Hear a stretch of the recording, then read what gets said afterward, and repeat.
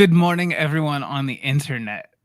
I guess, and good evening, right? What time is it in Australia right now? Oh, I couldn't tell you. The opposite. Negative 17 hours, I think. So, yeah, it'd be the middle of the night, I reckon. Good evening to everybody else. Good night, good morning, good afternoon. Today, we are joined by Ben Eblen, a fantastic, incredibly skilled, creative illustrator who has some wisdom to share. Luckily enough, he's over here in the United States, where he's normally in Australia. Yep. So we had to do something together. Definitely. Yeah, man. Thanks for having me. It's great to have you here. It's been a long time. We've gotten to talk a little bit here and there online. Obviously, people have seen your stuff in our videos. I think it's about time. Yeah, I think so. So I made the long trip out here. It's finally good to be in the Proko offices, which is very cool. Yeah, it's fun. But that's not the only thing that you're here with today. Today, you're also bringing people a pre-sale. But we'll talk about that later. Yeah, we will. Yeah. What are we going to do here today, Ben? Today, we're going to be doing some spooky Halloween sketches. I'm going to be using this reference that we've got on screen, which you can get at proko.com/. I don't know the URL, but you'll be able to find it, and the reference pack's there. Mm-hmm. And we're just going to have some fun with it, play around with some shapes. I personally like to do more stylized stuff. So we might just sort of use this truly as just a bit of a reference, and then just explore and just have some fun with some shapes, turn him into a skull guy. Maybe that's what I'm kind of feeling, but we'll see what we end up with at the end of the stream. Yeah, that's fair. We don't want to put you in a box just yet. That's right. That's right. So yeah, I guess we can just dig into it. Just get started. If you guys do want to get any free references or anything like what Ben is using here today, you can see a bunch of those at proko.com/timer. You can get a bunch of free reference packs over there entirely for free. You can use that reference however you would like, but Ben is going to show us how he'll use it. Awesome. I'm bloody loving this Cintiq as well. I'm not used to it. And You made a believer. Oh, yes. It's a lovely piece of equipment. What is it that you use normally? It's just like a normal just pen tablet. It technically does have a screen on it, but it broke. So I've just been using it as like just a normal tablet, and that's what I use for everything. But yeah, being able to see where you're laying the shapes down is absolutely lovely. Man, we should send you home with a friggin' Cintiq today. I would imagine. I don't know how we're going to wrangle that, but look, Wacom, if you watch them, we know you are. I say that on my stream as well. So hashtag not sponsor me. Put it that way.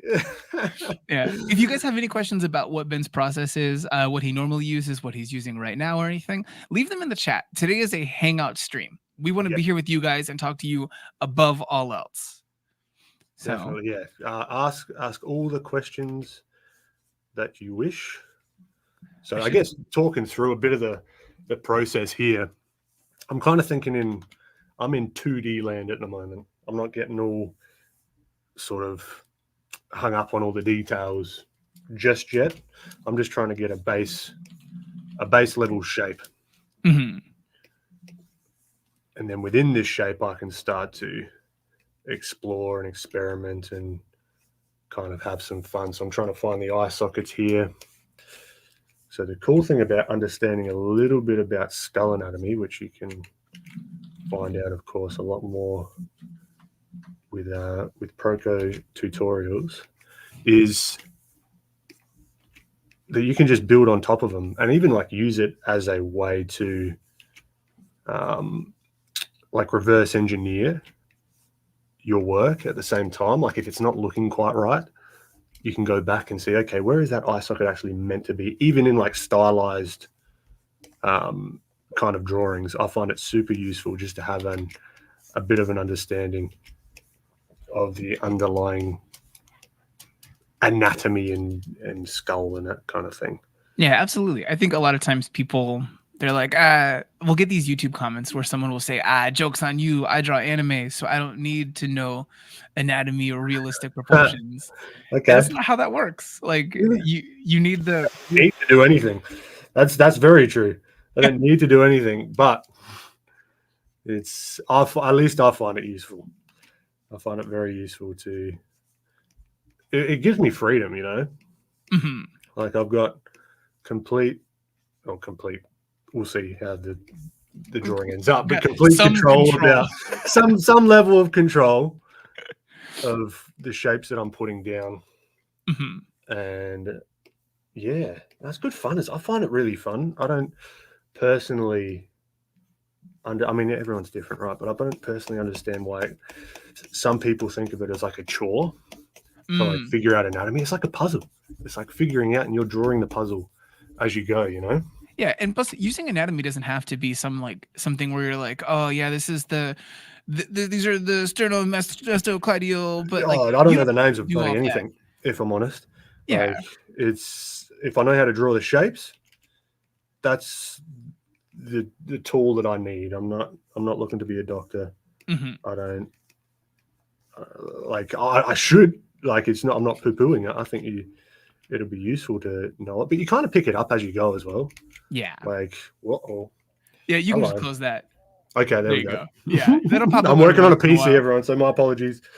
I'm usually a Mac boy. So here in the chat, one person did bring up, this is Josh Oh Gosh, said some people start with a circle as a sketch. Yeah. What was it that you think made you lean towards a square? This is just where you felt this would go, or Yeah, I've felt it. There's no one way that I'll start a sketch. It really depends on the reference, and even like if I'm doing something completely from imagination, where the pose lends itself as to where I would start. There's nothing wrong with starting with a circle, but I like to sort of box it out a little bit more, just get sort of encompass the whole shape to begin with instead of potential. I could get to this point by doing like the circle and then cutting off the sides and that kind of thing. That's another tool in my tool belt that I understand. But this is kind of just like the shorthand for this.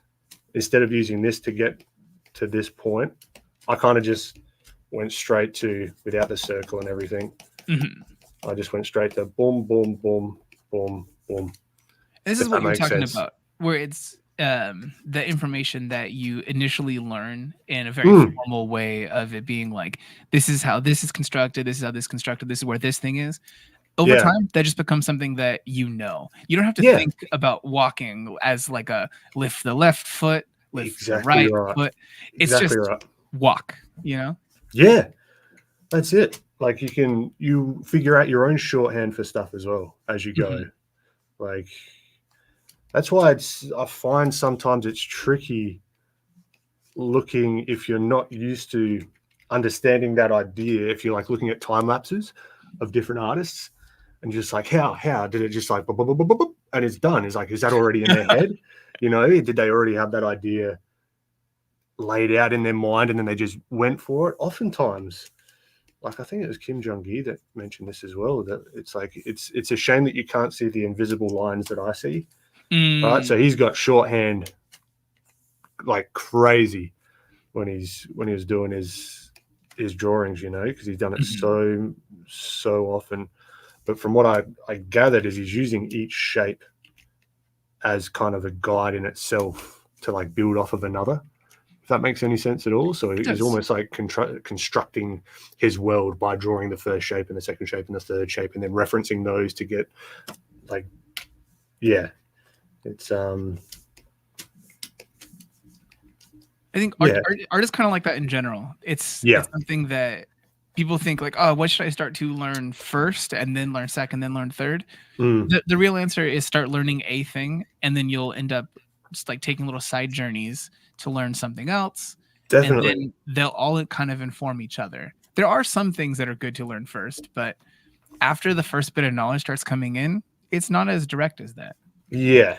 I like to think of it as like, what's like if I'm trying to learn something, let's say if I was trying to learn stylization, for example, what's the first thing that's going to, and I'm starting completely from scratch, what's the first thing that I can learn that's going to help all the other things that I'm trying to do? Let's just say with like drawing, for example, that would be understanding like the simple shapes. All right, cylinders, cubes, blah, blah, blah. You know the story, right? Oh, no, But being able to manipulate. People on here might not. Yeah, but like being able to manipulate these at will at any time whatsoever gives you such a superpower when you're learning anatomy, when you're trying to stylize things. Like all of these things here, like if you think about this tooth, like cylinder, right? You can think about the teeth as a cylinder. You can think about these eyes sitting in here as spheres. Right, they're just arranged in a certain way. This is like an oblong kind of cubey sort of thing, right? It's all comes down to, for me at the very least, these simple shapes. It's so underrated. It's something that I'll just draw randomly. If I don't know what to draw, I'll just go straight to simple shapes and start having some fun. This makes sense to me.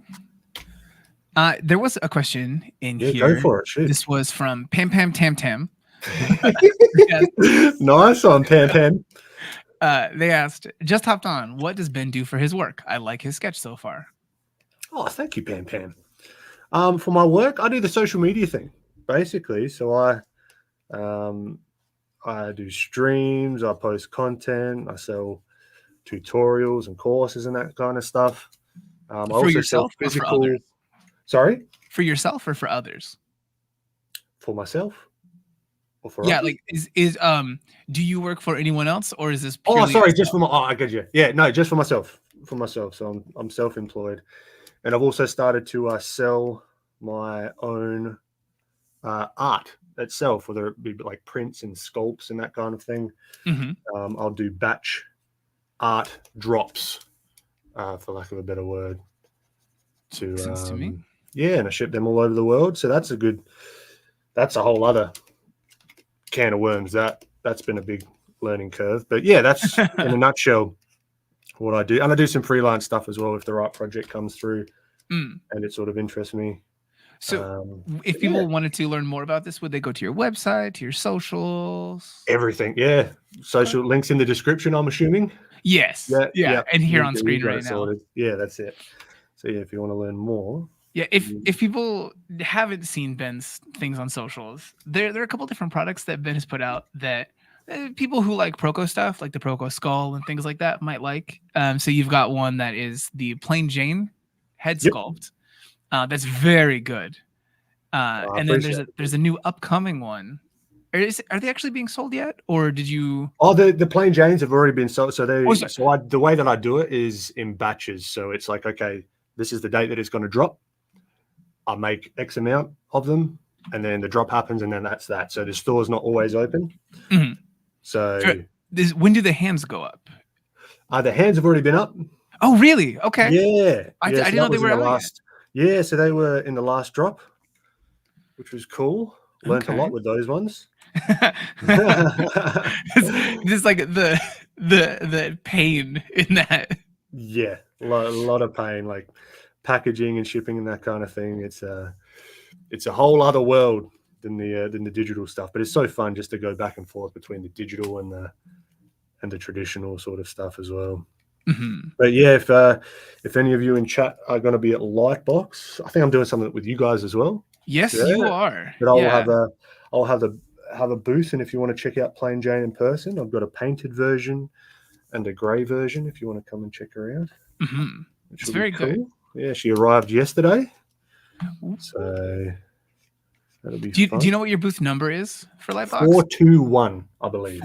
421. Yep. That's right one number away from the weed number. Isn't it? Oh, what a shame. Let's see here. So Struck Anims in the chat asked, how closely are you trying to follow the reference? If I'm honest, I've not looked at the reference barely at all since that first shape.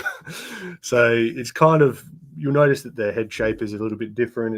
It's off from it. But that's the beauty of understanding these simple shapes, because the way I like to think about drawing in general is I'm building the drawing up.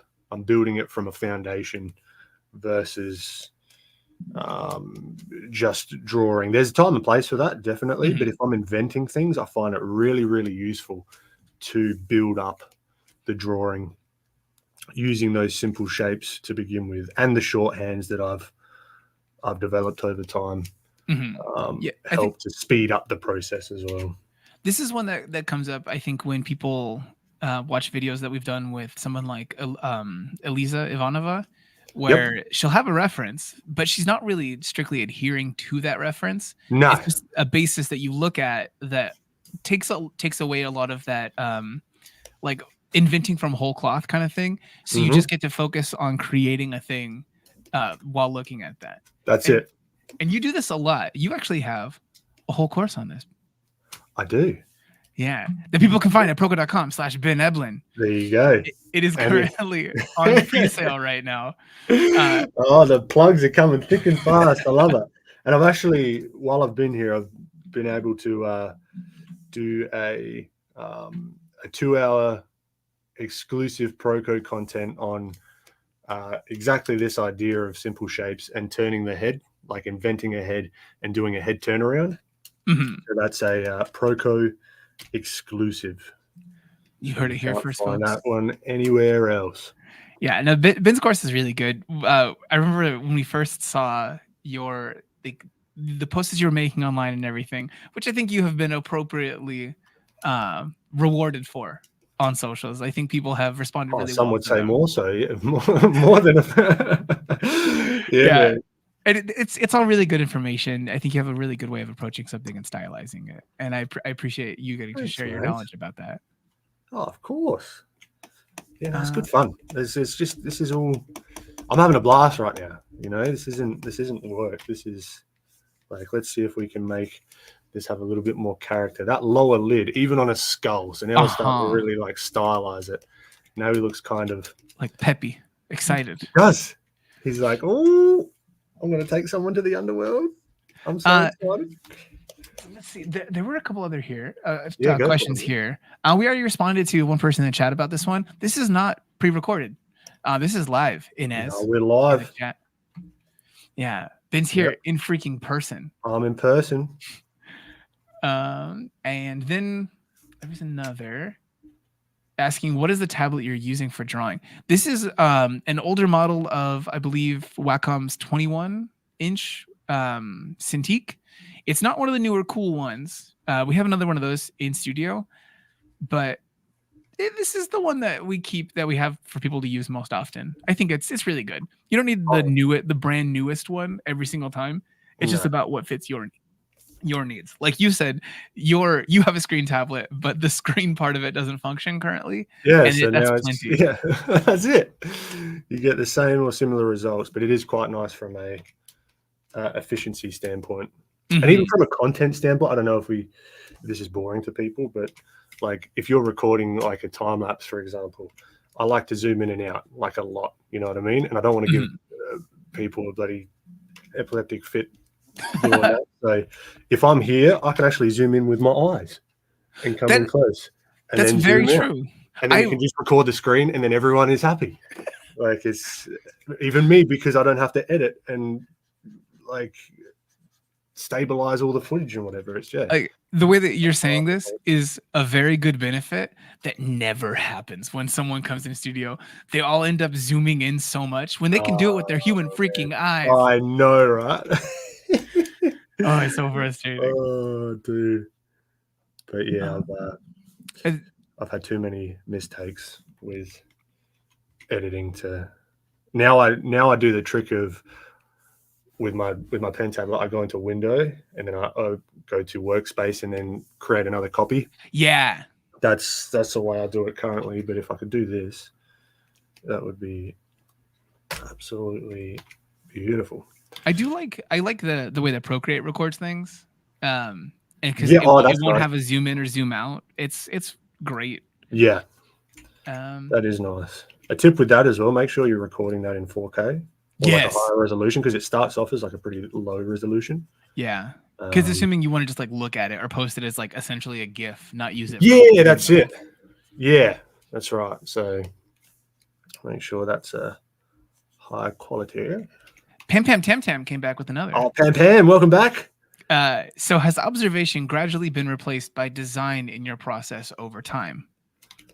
That's a very good question. I would say yes.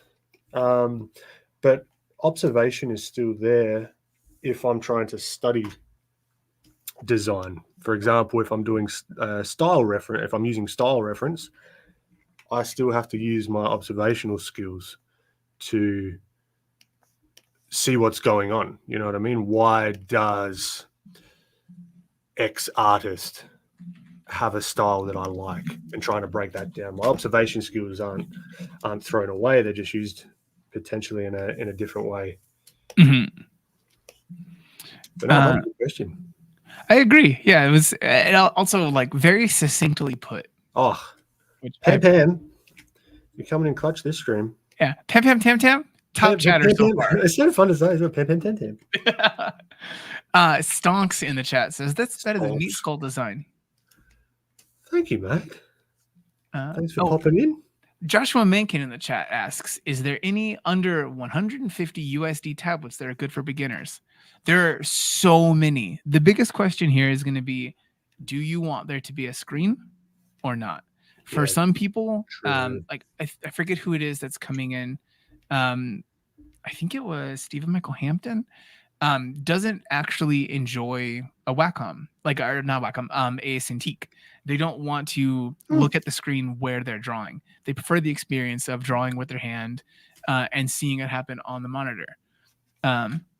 But for the low-cost versions, there are actually a bunch of the lower-cost options from XP Pen and Huion that are actually really close to that price, if not at that price. That's what I've got is an XP Pen. Yeah. 15 Pro or something. Yeah. That's what I use at home as well, is an XP Pen one. Yeah. I used Wacom tablets for a whole long time. I used a 12WX Cintiq, an old model. Nice. But I went through 2 of those over a period of years. Yeah. And you know what hasn't broken on me? The XP Pen. The XP Pen. Yeah. Well, mine has, but that's okay. That's fair. That's fair. Half of the XP Pen tablets in it's a gamble. It's also fun as well. It's like a game. Is it going to be all right? No, but it lasted a very long time. It lasted years and years and years. No, I'm just being silly. No. I think it's appropriate to talk about the bad stuff. Yeah. Let's see. Anthony Damazin in the chat says, "I'll be at Lightbox. Look forward to seeing you guys there." Oh, beautiful, man. Yeah, you'll be able to see us from a mile away because we'll have so much camera equipment set up. Oh, true. Ask us where Ben's booth is. You should go there. That's where the good stuff will be. You just gotta. I don't have a fancy booth this year either. It's just going to be me sitting there, just with a skull, hanging out with a head on your table. There you go. A couple of them. Yep. True. Very true. And Inez in the chat, yes, you will be able to watch this as a replay afterwards. If anybody wants to watch Ben's secrets and take them all, steal them all for yourselves, take them. They'll be there. Let's see. There are some other questions. So Chip Norris asks, "Hey guys, love from the UK. Thank you. Hey. Love Ben's work and always watch the streams. Just wondered if Ben has any plans to visit the UK for any conventions or anything else. Cheers." Oh man, no plans as of yet, but not opposed to making them. You know, this is my first time out of country for probably a decade and a half. Really? So I've caught the bug though. This has been fun. You did also catch a literal bug. I did. I did. That was not fun. Yeah, you were close to death, like this guy here on screen right now. That's what I was looking like. Yeah, this is me. Yesterday, not fun, but it was only a one day. which I'm thankful for. Mhm. But it's a bloody nightmare. I tell you what. As I said before, like to years, it's unlocked a new fear because it's never happened to me before. So, but it's the price you pay for doing a bit of travel. It's true. But now I've caught the bug. I love it here.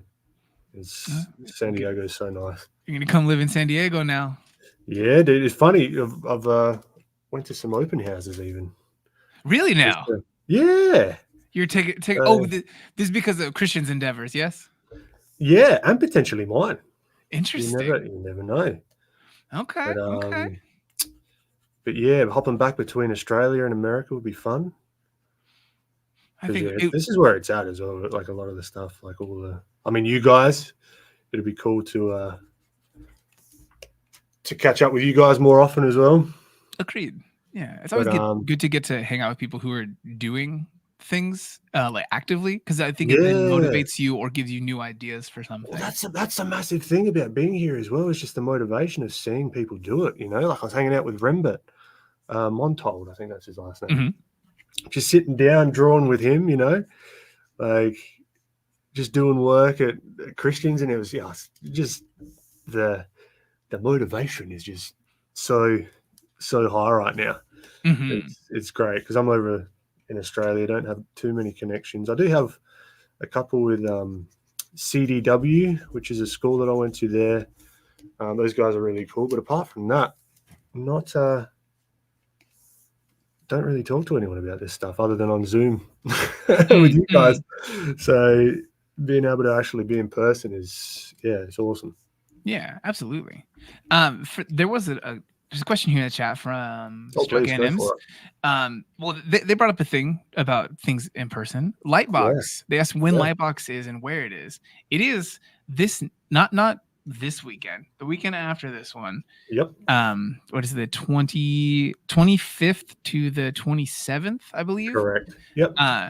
That in LA or in Pasadena, you can get passes still at this, but it's like the Comic-Con exclusively for artists. It's just a bunch of people who make art, making art, talking about making art, and showing off the cool art that they make. Yep. I'm excited for that. It's going to be, it's the first convention that I've been. I lie. I've been to one. I can't even remember what it's called in Australia. That's how not good it was. Yeah, exactly. I can't remember it really. It's like the Anime Expo of Australia. It's called something else. I can't remember. But yeah, that's about the only one I've been to. So yeah, this is gonna be a good experience. Yeah, I can't wait. I'm so excited. It's going to be great. It's really special. I think going to other conventions, it ends up being this really passive experience where you're kind of just like walking around, like looking at stuff. Lightbox is so active. Even if you're if you're not there as a person presenting anything, that like I spent a whole long time in this random line making friends with people. And then they ended up coming by the booth. We went other places.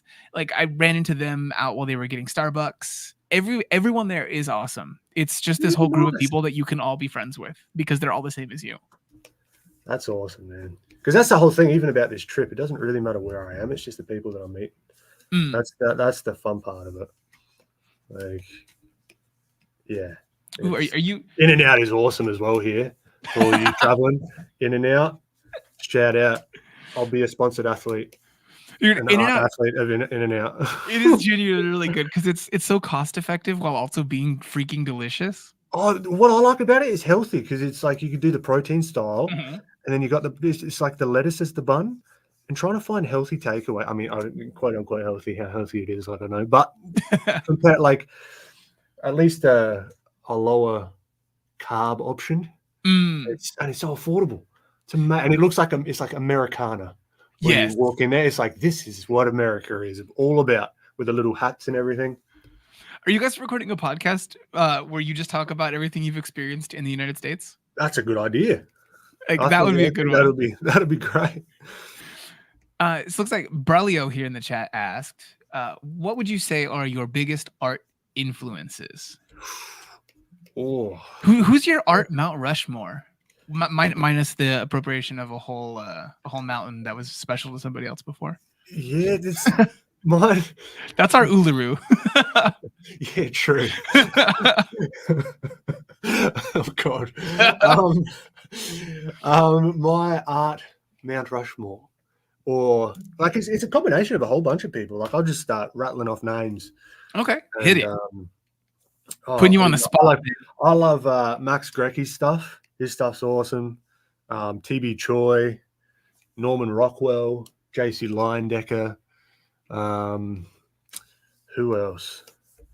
Off the top of my head, there's like a whole bunch of them. Who was like when you were a kid? Who was the one where you were like, I want to be like that person when I get older? I don't know if I had. Maybe Rockwell, but I didn't know it at the time. I didn't even know his name, but just like seeing it, I always gravitated towards his images. Mm-hmm. I was just like, how is this even real? Like, how does someone like, is this a photograph or not? Like, what does it? But then you get into it and understanding how he did it. He used a lot of reference, which was, as a kid, you don't understand. You just think, okay, they're like born with this, knowing how to draw, and that's that, you know. But it's as you learn more, he used a lot of reference. There's even a book, I can't remember what it is, where you actually see the final paintings and the references, and they're almost like one-to-one. Like you see the girl that had her tooth knocked out or whatever when she was going to the doctors, or it's amazing stuff. It looks like the book is called Norman Rockwell Behind the Camera. There you go. Yeah, Look that's at you. it's a Pull really it up, Jamie. I got the internet. So let's see. Let's go to some more in the chat. Sorry, we were talking about In and Out for a while. Yeah. Let's see. Ooh, so Big Bear in the chat says, I got a Wacom Intuos for under $100, and it's really good for not being a screen tablet. Ooh, that's fair. Look for those online sales, like OfferUp, Craigslist, whatever is good in your area. Facebook Marketplace, Gumtree back at home. That one. Yeah. You guys go outside, just shake an actual gum tree. There you go. What's going to fall out of this? Bloody koala, and that's about it. You can't draw with that. Wait, you guys have drop bears over there? We have drop bears. Oh, you're familiar with the drop bears, are you? Oh, nice. Let's see. Struck Adams asking, is there a way to set up a program to automatically record whenever you open the program? Yeah, there is a way through code, but you'd have to do it pretty custom, I think. Yeah. Because you'd have to hook into the terminal in the system and that kind of thing. That's fun kind of though. I do think that the one thing that I think that you might want is to have, like, there certainly is a way to do this, to make this happen, like you said, Ben, using like a melange of tools, but I think you would also want to be able to not have it record when you open a program as well. Yeah, I think it adds another level of, like, sometimes programs don't open properly. Sometimes a new update, you have conflicts and that kind of thing when it's not expecting to start recording or doing. There's just a whole thing with software that, keep it simple. Just take the extra step and record. I use ScreenFlow. Okay, Because you're on Mac. You can use OBS as well, I believe, which is a free option. Yeah, OBS is great. We use a combination of OBS and Camtasia. Camtasia has a bunch of added other features. That one for ages, Camtasia. Yeah, no one should, frankly, be using Camtasia because it's a paid thing. But it does have some features that are really good that they don't have built into something like OBS. Okay, yeah. It's just it's a relic from a past time. Yeah, definitely. Oh, I remember my mate doing that for like game, like recordings, like recording their gameplay and stuff. Ooh, but look, it works. That's the thing. That's what I'm more into. If it works, it works. Doesn't matter how fancy it is or how new it is.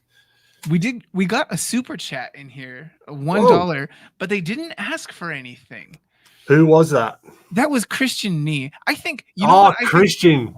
You know what I think Christian Nee would want in here to bring up with his super chat? That Ben Eblen has a course on pre-sale right now on Proko.com. It's 25% off for 1 month. 1 month. I'm going to drop a link in the chat, but you guys can use this link that's here on screen as well. There you go. This whole stream is brought to you by Proko.com/Ben Eblen. Ben Eblen's course, illustrating a stylized character, has been brought over to Proko with some extra content that you guys won't have seen any other place before. That's it. We loved it so much that we had to have it for you guys too. Thank you, Christian. Very well done. Thank you, Christian. Let's see here. What are the other things in chat? Well, actually, Ben, while I comb through the chat, what are other things that you want to say about this process that you're doing right now? Yeah, so really, this is like the messy part of it, right? I'm not sure how far we're going to get rendering-wise this stream, but this is just getting down the main shapes of everything. I've gone a little bit, spider utility. I just click OK. I don't want to mess anything up. Yeah, that's fine. Okay, fantastic.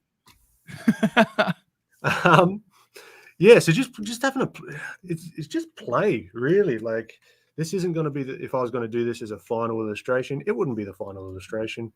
It would just be an idea, but yeah, just really trying to simplify back these shapes, inventing a hand with some of these simple shapes.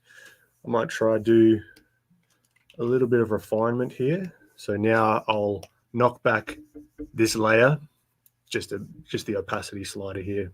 You can do this in most sort of digital painting software, like your Critter, Clip Studio, whatever. But yeah, now I'm just going through, how can I punch this up a little bit? What can make it a little bit more interesting? Maybe I make him look a little bit more confused. So these eye sockets, I'm using the tops of them as if I would use the eyebrow, right? So usually you would get a lot of expression out of eyebrows, right? But I don't have that ability with a skull. So now I'm just trying to use and utilize the eye sockets, squash and stretch them into more of a fun sort of pose or expression, for lack of a better word. So yeah, it's fair. I think that's something that they kind of they use for Spider-Man and a bunch of stuff. Yeah, true. Good point. It's that one eye shape, but you manipulate it and move it around. Yep, that's it. And now I'm still thinking about these eyes as spheres as well. So, and a good tip as well that I like to do, if I want the eye direction to be somewhere, right? If I want him looking here, what I like to do is imagine that this eye is a cylinder that's connected straight through the middle of that line, and then erase everything else about the cylinder. And then there you've got the eye direction facing where you want it. I think that's a good one, especially like, it makes sense as a person who I think you view a lot in this like a very sculpturally kind of way. Definitely, yeah. Yeah, where like for depth, oftentimes in sculpture, obviously they do that little carve out of so they do like this sort of thing where they would sort of carve it inwards. Yeah. So that's super helpful. And it works with any sort of stylized character as well, whether you're doing like cute and cuddly sort of stuff or this kind of thing, it kind of works with that. I like the little the box for the nose there.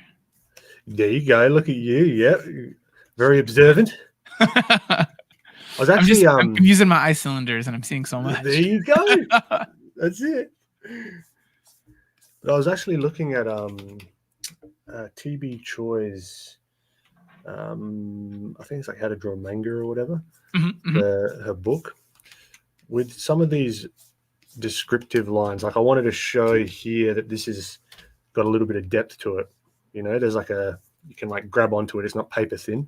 And what she'll do is oftentimes just do like a double line in places just to imply some of that, where it's not meant to be super, what's the word, like contrasty. Yeah. Like here, for example, I might do like just like a double line on the sort of corner of the cheek here. Yeah, it's just like it indicates like that plane change, the rotation. Exactly, that's a good way to put it. Yeah. Yeah. And then you can do your Little mouth your box. more sort of high contrast lines and that kind of thing. But yeah, that's a nice little tip. How long would you say that you normally spend on a piece? That really depends. It's kind of like how long's a piece of string. If like we're going to spend 2 hours on this one, you know, and that's going to be it.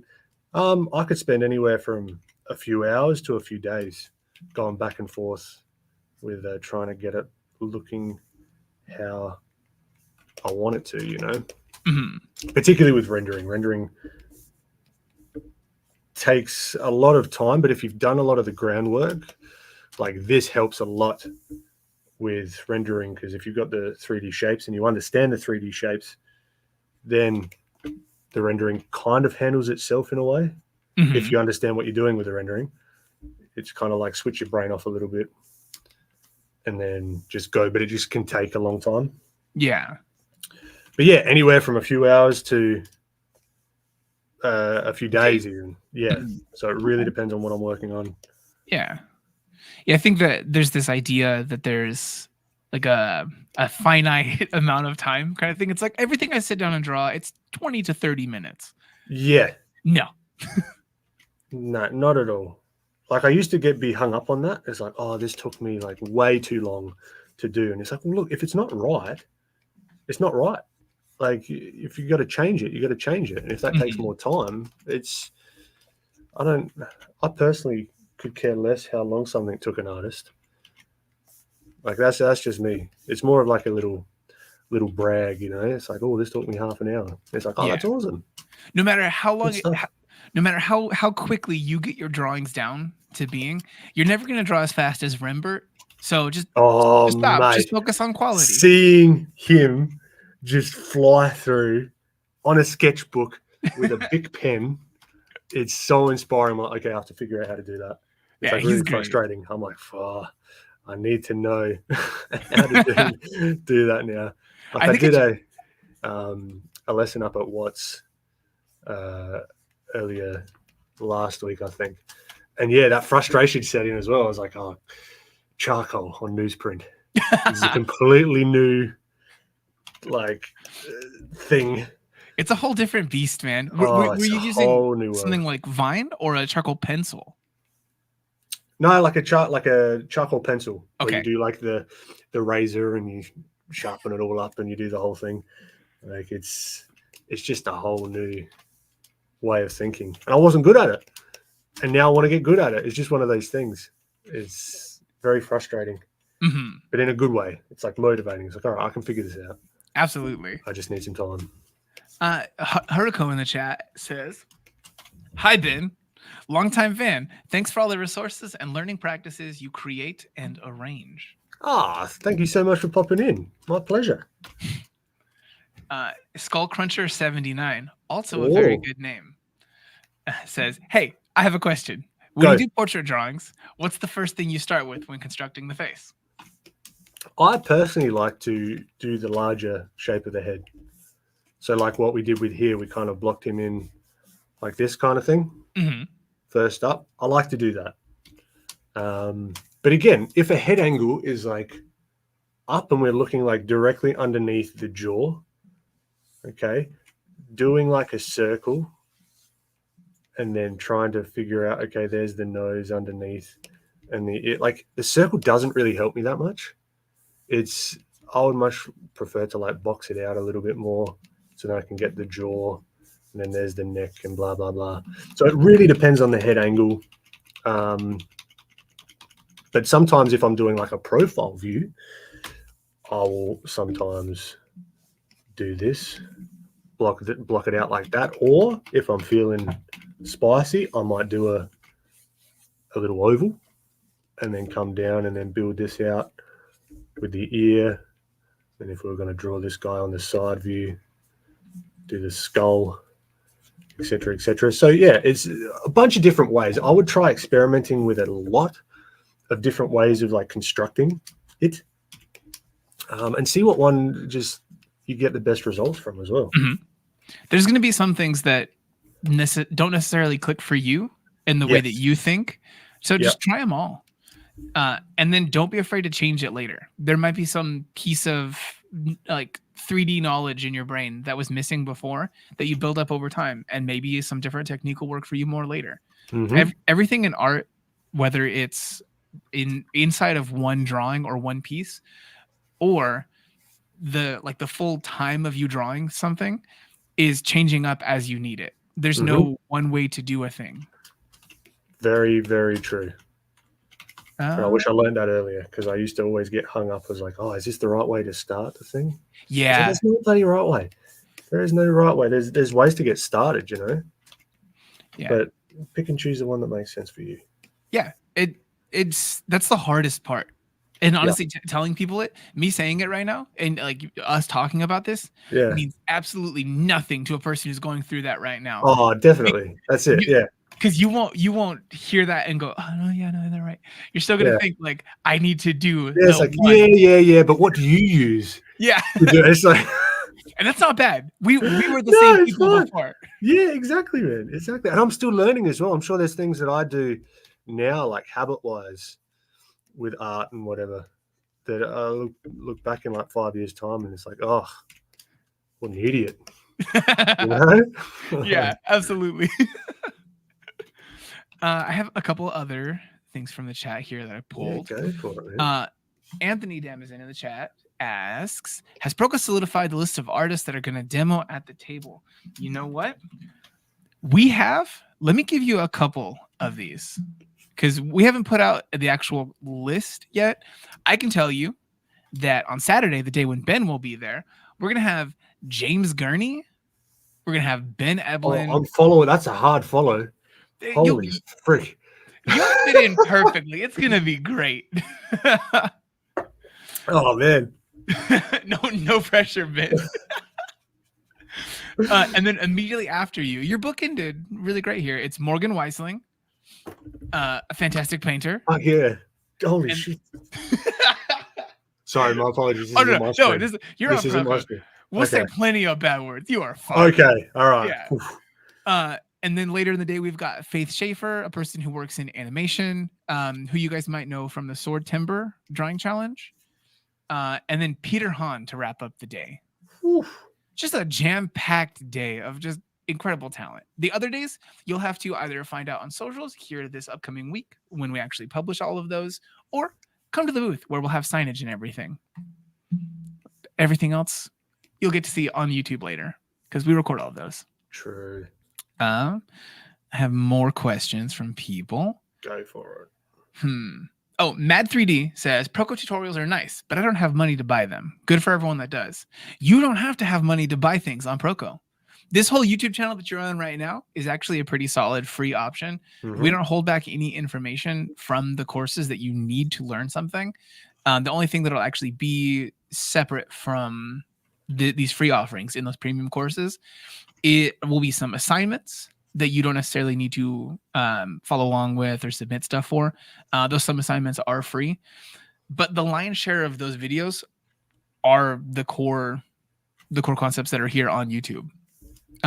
But if you do want to see stuff that is like the deeper dive premium stuff, that like the longer assignments and other stuff, you can go to proko.com/free here. And I'll also put that in the chat for you guys.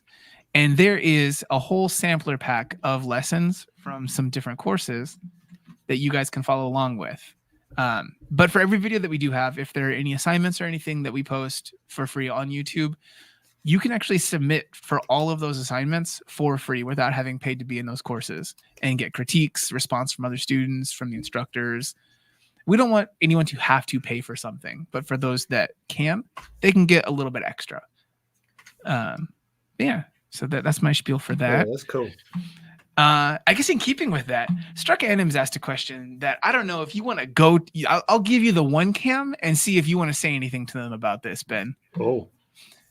They asked, Can anyone motivate me to draw, please? I'm tired. What would you say to a tired Ben who needs motivation to draw? Oh my You're God. sitting down right now, I bet. Stand up. Go for a walk. Get outside. 15 minutes. It's a lovely day out here. I don't know where you're at, mind you. 15-minute walk. Come back. Draw for 5 minutes. And you will have accomplished something today. There you go. Better than not doing anything. That's solid. It's baby steps, right? That's it. Yeah, if you start any habit really, and you go like full on, as soon as it falls off, which it will, it just feels like a massive failure. But if you make it laughably small, like 5 minutes a day, if I can't do 5 minutes a day of anything, like there's something wrong with me, you know? So get the 5 minutes in, and then do that every day for 2 weeks. That's laughably small. Those are your reps. But that's like 35. That's an hour of drawing in the 2 weeks that you might not have otherwise done. So it adds up, and then it's like, all right, 5 minutes, let's push it to 10. Yeah. And then it's 2 hours of drawing, etc., etc., etc. So it's slowly, exactly what you said, baby steps. It stacks. I like this like low intensity reps that you're putting forward. I like this. Oh, yeah. But also remember to get outside. Keep your body healthy, because that can be a big part of motivation and blah blah blah as well. At least for me. No, I think this is one I think that a lot of people have found when they get to the other side of that piece of advice. They go, everyone said, eat a little bit healthier, do a light bit of exercise, even go for a walk. And they were all right. Yep. Yeah. It's funny that, isn't it? Like, oh wow, I do a bit of exercise, I eat well, and I feel fantastic. Oh, funny that. But whoa, what are we doing? Okay. You're breaking everything, Ben. Oh man. My God. Mac computer, not Get the Mac this computer. man off the channel. Oh man.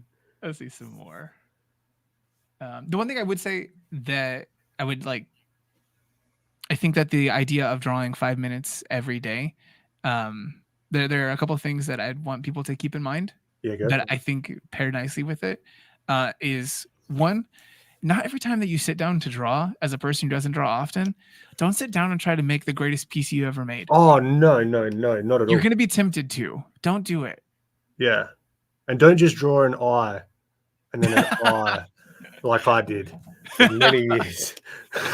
And just draw the same eye, not even the other eye.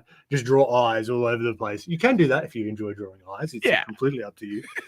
But just and don't show, just like I would even recommend not showing anyone the sketchbook that you're drawing in. Yeah. It's not for anyone else except for you, because there's always that feeling, at least for me, there's like, oh, I've got to show this to someone. It better be good. It doesn't have to be good. Whenever I get a new sketchbook, I'll like go to the middle of the page and just like scribble on it, make it less sacred. And it's like, all right, it's ruined now. So let's get to work. Yeah. Yeah.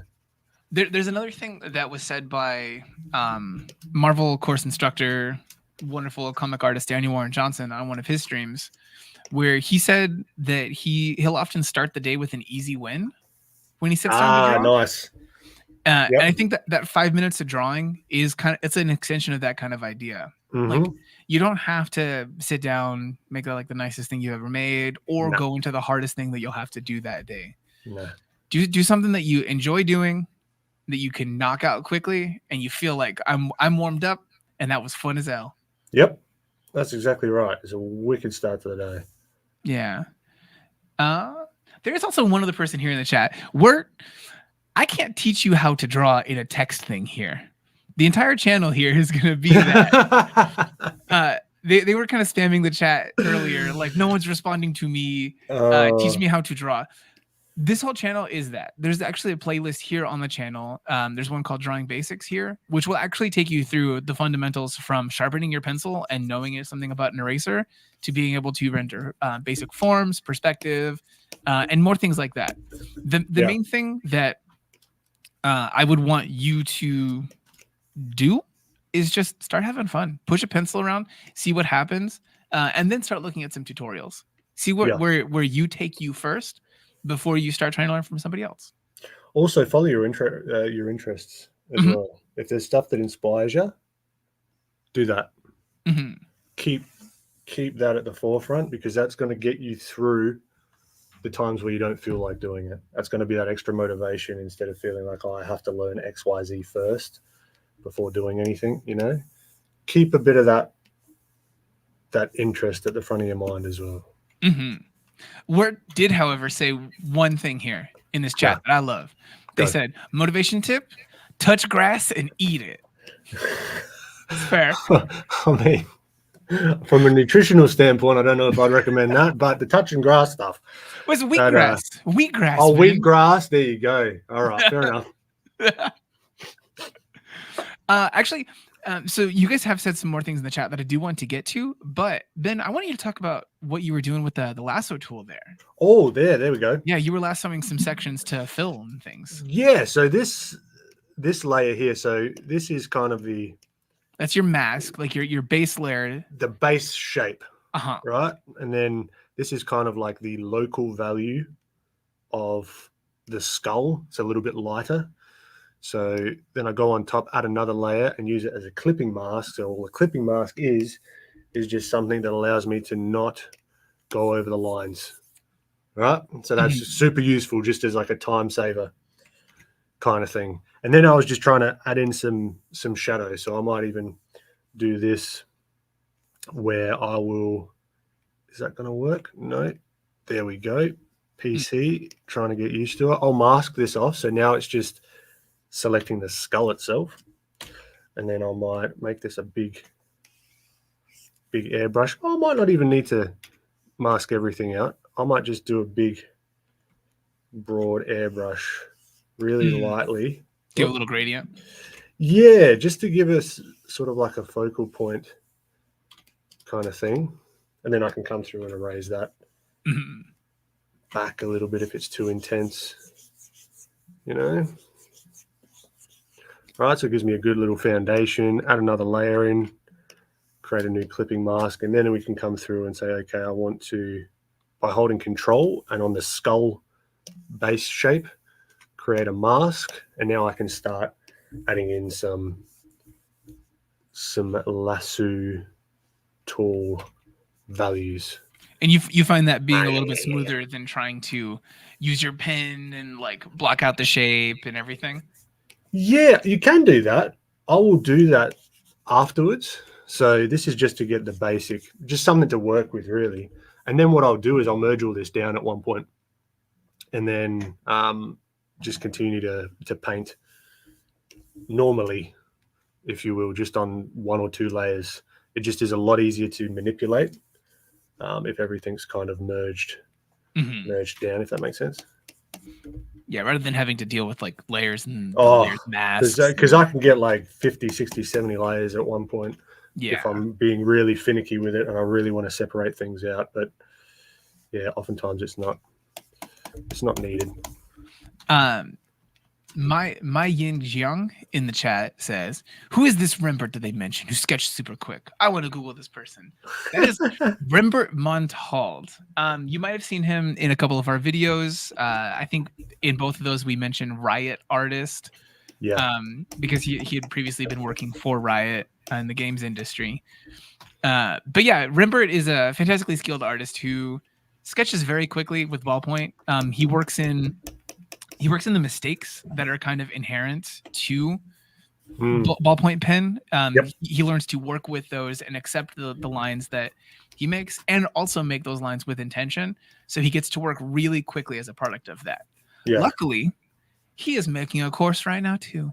There we go. We'll share some of his process. And I've seen some of it, and it looks amazing. He's good at what he does, man. There might even be some accidental commentary from me and him chatting while he was doing it. You get residuals off this for being. There you go. I need like 20 cents per.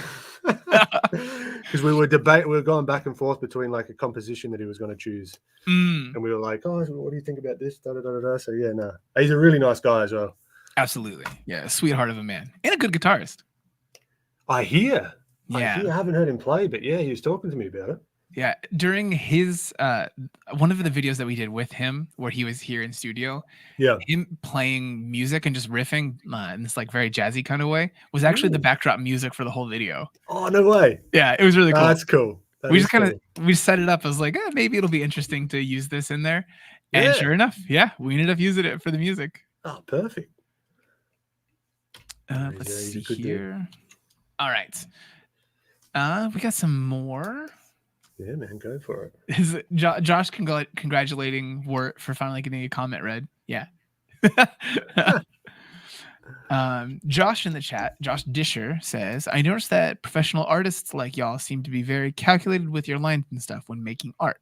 I tend to zoom from line to line when I draw. I think I'll try what y'all are doing.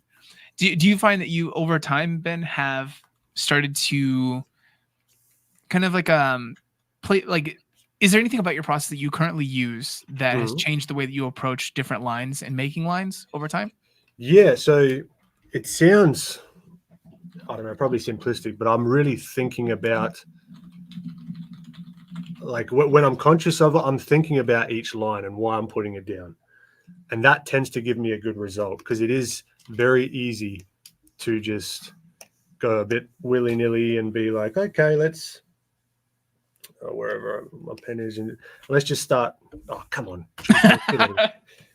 and then just start going sketch, which I do sometimes. But when it comes to the line work itself, really thinking about, okay, why is this line even going here? And seeing it in context of everything else as well is super, super important to me.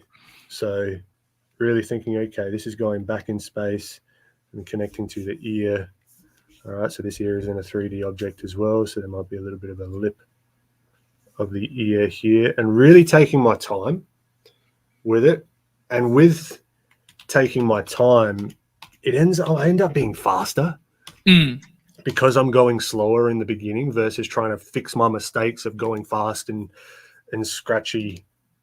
If that makes sense. Hopefully that makes sense. Yeah, no, I think it's the idea of measure twice, cut once. There you go. Beautiful. Yep. Yeah, that makes a lot of sense, that saying, because yeah, it's true. You go fast by going slow or slower. Yeah, don't make yourself have to do the work more than once. It's just bad math at the end of the day. It truly is. Yeah. Pam, we're back. What is a healthy balance of leaving your comfort zone and staying in it? Ooh, that's some good questions, Pam. When you've done a few things that you're just like, okay, yeah, I get it. Like, I understand how to do this. What's next? When you get that like urge to like change, I think that's a perfect time to start getting out of your comfort zone. Because I think if you start doing that too often, you potentially could stress yourself out. And you're just like, oh, nothing's looking right. Am I even good at doing this? Blah, blah, blah, blah, blah. So it is kind of a fine line. But I would say once you get that urge to like, oh, my stuff, there's a little, it's not quite exactly how I want it. That is a good situation to be like, all right, something needs to change. And looking at other artists as well. There's nothing like looking at other artists to be like, oh, I need to change some stuff up because that was cool, like whatever so-and-so did, you know? Yeah. Yeah, let other people inspire you a little bit. Yeah. Changing up what you're doing, getting out of your comfort zone, it can be really handy sometimes. Like you said, don't do it too much because then you just start feeling like I can't do anything right. Yeah.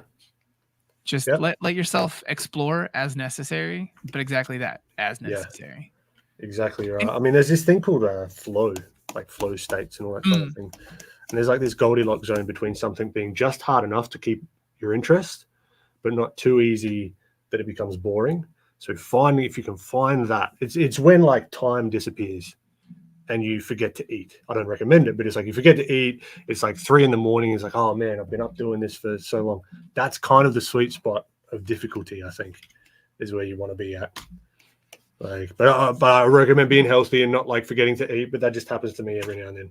Like when I was making Plain Jane, doing the sculpting stuff, it was so stimulating because I didn't know what I was doing, but I had just enough idea of like 3D form and like what to do with the clay to kind of get there. But then the days would just go. They would fly. Like I would wake up, boom, ready to go. Do it. Oh, it's 2 a.m. Well, all right, better have some dinner and then go to sleep, So it's, yeah, having that nice balance of difficulty is really, really helpful. Yeah, agreed. So at this point, Ben, if this was a stream on your channel right now, yeah, a fantastic channel that people can find typing Ben Eblen into YouTube, they should absolutely go watch. What would you be thinking? I should probably talk about this particular part of the process right now. What would you start thinking about on your channel called Ben Eblen that people can find on YouTube right now? Mate, I'm loving the plugs. It depends if people are asking like what questions people are asking as well. But really now I'm just I'm in Value Town, right? I'm trying to figure out how to make this feel three-dimensional. It's looking a bit sketchy at the moment. I didn't go super tight with the line work. So I'm just trying to find like if there's a top-down light, right? He's got a cast shadow here. How can I make this feel more 3D? And I'm doing this with multiply layers and the lasso tool. I usually do use a plugin that yeah, you have a sponsor kind of thing, right? I made the plugin. Oh, okay, yeah. Yeah. So, but you have the. Well, me and my good friend Francis, we made the plugin together, and it basically automatically fills in the lasso tool. So a lot of this would be automated. Mm-hmm. So maybe that's a future thing on Proko you can get. We'll have a chat about that. Yeah, if people want to find that, I think that they can find that on beneblen.com. Oh, mate, you've got it. You know it. Yeah, it's really good. I've watched you use it and put it into practice. It's really handy. I think that it's something that I use. Like I have no issues talking about it at all because it's something I use in my process every single time that I sit down to draw. Mm-hmm. Like it's something that's super valuable, and that's like I made the prototype first because it's something that I wanted, and then I got my mate Francis to work his magic and make it 1,000 times better. It's good to have friends for that kind of thing. Oh, dude, yeah, Francis is the best. He's a good dude.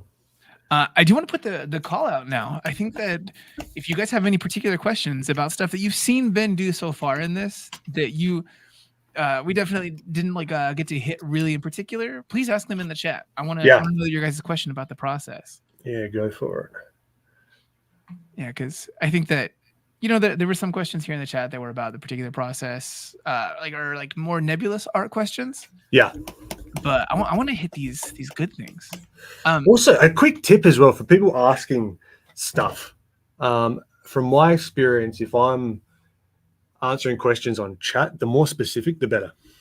Like if you have a very specific question, like if you don't have a specific question yet, try and get one, because that's going to be much more likely that a streamer or someone, even at a convention or whatever, is going to be able to help you out with. Mm-hmm. And it's going to be a lot more beneficial to you rather than just some high level answer. That's the only thing I can, if it's a high level question, I can only give a high level answer. Yeah, because I've got no context. How do I get better at art is so hard to answer, but how do you use that gradient tool? Oh, I can tell you how I use that gradient tool. I can tell you specifically, and I can demonstrate it right here. Just a little tip of when you're chatting to artists online or even in person, and you want to get a bit of help. Mm-hmm.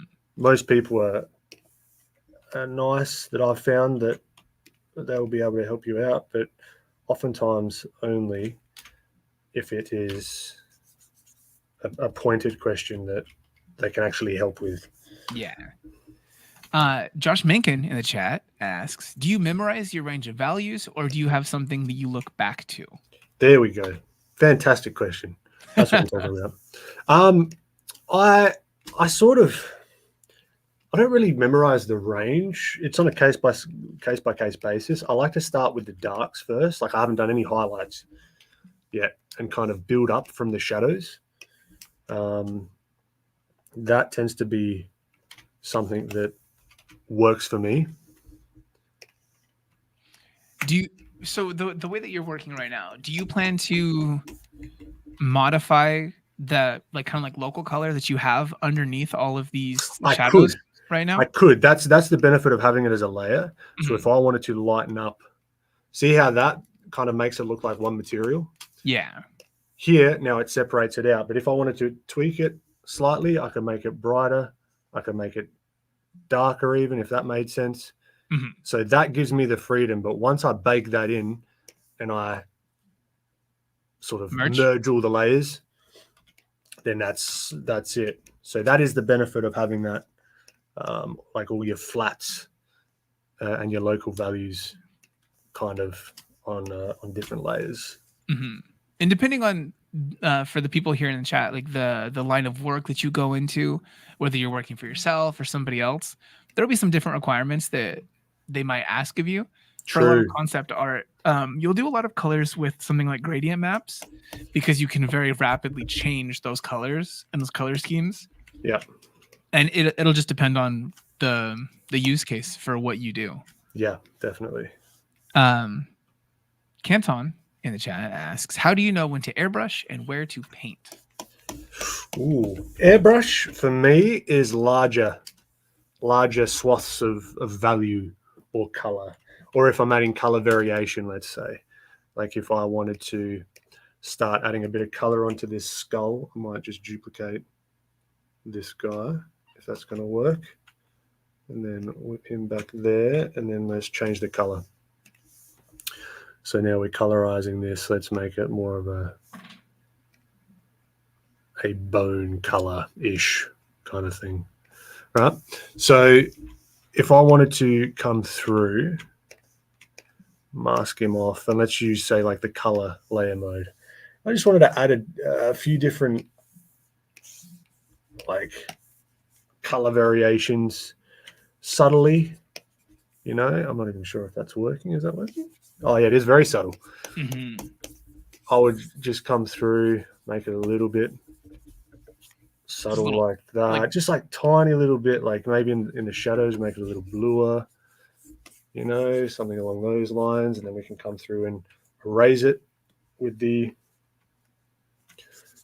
airbrush as well to like something knock to it feel back. a little more naturalistic. Exactly. Just I want stuff to blend into one another. That's when I'll use the airbrush soon. Because how long have we got? We got probably another hour or so. Yeah, we have 48 minutes if we cap it at a hard 2 hours. Yeah, but I'm not fussed about hard like capping it. If you guys Yeah, we get can go as something long as that you want. make it look half decent, you know, and sort of get the most value out of it. But yeah, that's when I use the airbrush. But what I'll do is, if I go back to this brush, you can get this brush free on my Gumroad as well. It's my only brush on Gumroad, so it's for free. Go pick it up. It's really not fancy. It's just this guy. It's called a long skinny brush, I think. If I go into the brush settings, whoa, and I make it so that the shape dynamics aren't on. So now we've got like a painting brush, right? I might still want the angle to go. So let's exit this out. So now this is just transformed into more of like a painting sort of brush. And if we reduce the opacity and the flow and the size of it, we can start to make some of these subtle value changes. I just might say, let's do it, merge it all down. Ooh, he's taking the big step. We're doing it, Control J, so I do a copy of it just in case. And now we are working on one layer-ish. So here's our sketch. Let's grab that as well, and let's merge that in with everything. Boom. All right. Cool. Now we're working on one layer. Now, to show you why I like working on one layer is because I can make massive changes really, really quickly. So I can come through and let's say here, start. I've got to up the opacity of this. I can just start really dialing in these planes. All right, I'm getting rid of some of that line work. You might want to keep the line work. Who knows? It's definitely a stylistic choice. It's really up to you how much you want to do that. And now we're just painting. We're just straight up understanding our values. And like all the layer modes and stuff, like the multiply, the color, layer modes and everything, that's just a means to an end. I should be able to technically get to that point without layer modes. You know, adding all this color variation, I could color pick my way to getting there, if that makes sense. So I'm not reliant necessarily on the color modes. They just help speed up the process. Yeah, I think that it's a good way to be. Yeah, it's freedom as well. So it's not like, oh no, the software I'm using doesn't have this particular tool or anything. It just comes back to the fundamentals, you know. So here, just whipping in some of this reflected light. I love that. Reflected light's my favorite. So good. So in from the chat, this is John Disher asking again. I've noticed that you've drawn the head and the hand first, and I'm very interested in how you're going to connect those parts to the rest of the body. I follow a similar process, but it needs a little tuning, to be honest. Are you planning to connect them, or is this more of a... I might not connect them. Yeah. I might not connect them at all, you know what I mean? I might even just color the skull and keep that as sketch. No idea what I'm going to do with them, if I'm honest. But I do like, if I'm going to draw like hands and feet and that kind of thing. I learned this from my mate, Diego Lucia, I think is how you say his last name, is to draw the hands or the extremities first and then connect the arms and the limbs to that. So you put the hand where you want it and then connect, because sometimes if you're doing this and then the hand doesn't end up where you want it, if that makes sense. So that was a nice little tip that's helped me out.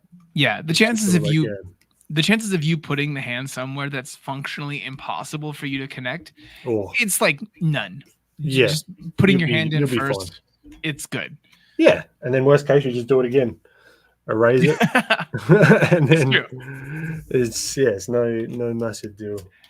There was another question that asked, how did you choose the canvas size that you're working at? I think Steven said, let's try and do a 4K canvas size. And then I did that. that's really it. Yeah. Like the thing that we were saying earlier about whether you're going to do something with blend modes, with gradient maps and stuff for coloring. All of it just depends on the task at hand. So for this one, it doesn't need to be at a certain size for print or anything like that. It's just for the sake of a video. So something that works within a video. Good. That's it. I get that question quite often, actually. Yeah, I think that the canvas size. Anything that's going to be that doesn't pixelate it is good, really. And honestly, in this day and age, with up-resing tools and stuff like that, I found that I'm even less worried. Yeah, at this point.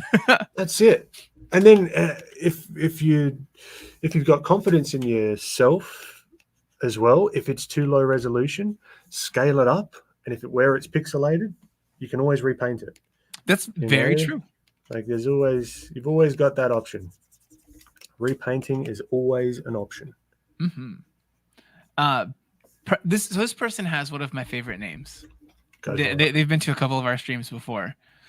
Their name is Prescott Lepenga Muscleman. Love it. Prescott. What's going on? Muscleman's the last name just makes me so happy. Yeah. Their question is, how did you learn about shadows and lights, and how slowly or quickly did you transition from just sketches to shading? Great question, Muscleman. There was it's from all over the place, if I'm honest. Like the big things that I learned about light and shadow were something called matte or Lambertian reflection, and specular reflection and how different those are from one another. So the shininess or the matteness of an object is going to dictate a lot of how it looks and how the light reflects from that. So I've learned it from all over the place. And then when I started to learn that, it was like a big unlock for me. It was like a big freedom thing of like, oh, now I can render. Because again, this comes back to all like the fundamentals, right? It's annoying to say, but it really is. Once you start understanding your fundamentals, it is truly just freedom. The fundamentals of like shape and form and that kind of thing. And then you got the fundamentals of light and how light reflects off of certain materials. Yeah, everything else just follows. It honestly, it really, really does. Or you can figure it out. It gives you the tools to figure stuff out. It's like, okay, if you understand how light bounces off of stuff, right? Then I'm not looking at any reference here. This is all just off the top of my head. I know that if a light comes down here and this plane is in a certain direction to reflect that light, this here then becomes a light source, which then gives this sphere a reflected light. You know what I mean? And then you can just go and double check your work. You can keep coming through and going, okay, how does this make sense? This will have a little bit less light. Let's turn the smoothing down. Then this plane on top, this might be a little bit, this will be pretty similar to that there. This is going to sort of wrap around. You know what I mean? So again, the fundamentals really, really just give you so much freedom. It's so much fun. Yeah, absolutely. I think it's the classic, teach a man to fish. There you go. Fish. Exactly right. If you know how to fish, you're going to find a way to fish. Yeah, that's exactly right. If you can't find the fish store and you don't know how to fish, you're screwed. You are. Let's see. There's another. Again, Muscle Man, thank you for being here. And just thank you for bringing that name to chat. I appreciate it. Thanks, Muscle Man. Appreciate you. Another great name in here. Pam Pam Tam Tam. Oh, Pam Pam, we're back. Should a digital painting brush be textured or can a solid brush work as well? Solid brush can work as well. The whole what brush do you use kind of meme is a funny one. Because you can get stuff to look the way you want it just with a round brush, more or less. Yeah. Like it's not completely insignificant, but I tend to think people put a lot of weight on the brush that they use, almost like as a procrastination thing. Is like, oh, I've got to find that right brush so I get the right look. You know what I mean? Which I completely empathize with. Yeah, we've all been there. Oh, 100%. Yeah. I thought for the longest time, it's like, man, this inking that I'm doing digitally, it's just not turning out great because I'm using this just a hard round with some pressure size. No, it was that I wasn't used to working digitally. Yeah, that's exactly right. Once I started working with it a little bit more, it just became an extension of what I already did with a normal ink pen. 1000%, man. That's why I reckon like I would have personally like done more traditional stuff earlier on. Did you start working more digitally, like really quickly into really trying to focus into art? Yeah, just because it was so accessible. That it makes was sense. Just like, all right, throw the computer on in Photoshop, and then you got all the colors in the world. That you know what I mean? Like that was the allure of it to me. But I do wish that I did more traditional stuff as well, which I've started to do now. It can be a lot at first because there's also so many things that are like cost prohibitive. Yeah, you have to pay so much money for it to even be a thing that you can mess with. Yeah, but start playing with the thing, and you'll find your way. That's it, man. Let's see, what else have we got? Okay, we have a normal chatter here in the stream. So this is Ty Bite, and then Patrick Bosworth, a Proko employee, fantastic person, calling out Pie Bite being here. But then, in the middle of all of this these wonderful antics and this happy joy of Pie Bite coming in, You spelled my name wrong, Pie Bite. They hit me with a Vivin. How dare they? My parents made it way more complicated than that. Yeah, I appreciate all of you guys who have been here so far. This has been wonderful to get to hang out with you guys. Yeah, thanks guys for popping in. Josh Ogosh asking, any advice to deal with back pain? What do you think? Oh, I don't. I don't. Nor am I confident to give any medical advice because I don't know what you've got. You know what I mean? That's fair. I guess try and keep your posture nice and straight. That is one benefit of having the pen tablet on the table and like looking at the screen is that your posture tends to be, you're not like hunched over like this. You are up like that. So that is one thing. But yeah, sorry. Yeah. I can't be of more help with that. Yeah. It sucks. Back pain is go to a physio. Yeah.